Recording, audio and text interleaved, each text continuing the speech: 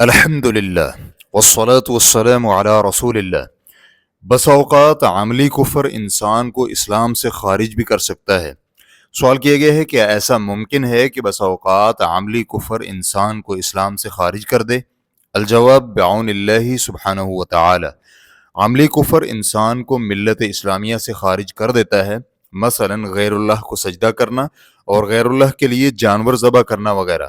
یہ اعمال عملی کفر ہیں جو کہ انسان کو ملت اسلامیہ سے خارج کر دیتے ہیں۔ لہٰذا جو شخص بتوں کے لیے یا تاروں کے لیے جانور ذبح کرے یا جنوں کے لیے ذبح کرے تو عملی کفر اکبر کا مرتکب ہو جاتا ہے۔ اسی طرح اگر کوئی شخص مذکورہ چیزوں کے لیے نماز ادا کرے اور انہیں سجدہ کرے تو وہ بھی عملی کفر اکبر کا مرتکب ہوگا۔ اسی طرح اگر کوئی شخص دین کو گالی دے یا آپ صلی اللہ علیہ وآلہ وسلم کو گالی دے یا اللہ کا مذاق اڑائے یا آپ صلی اللہ علیہ وآلہ وسلم کا مذاق اڑائے تو یہ بھی عملی کفر ہے، اور اس پر تمام اہل سنت والجماعت کا اتفاق ہے۔ ریفرنس کے لیے دیکھیے مجموع فتاوی ابن باز جلد نمبر 28 صفحہ نمبر 146۔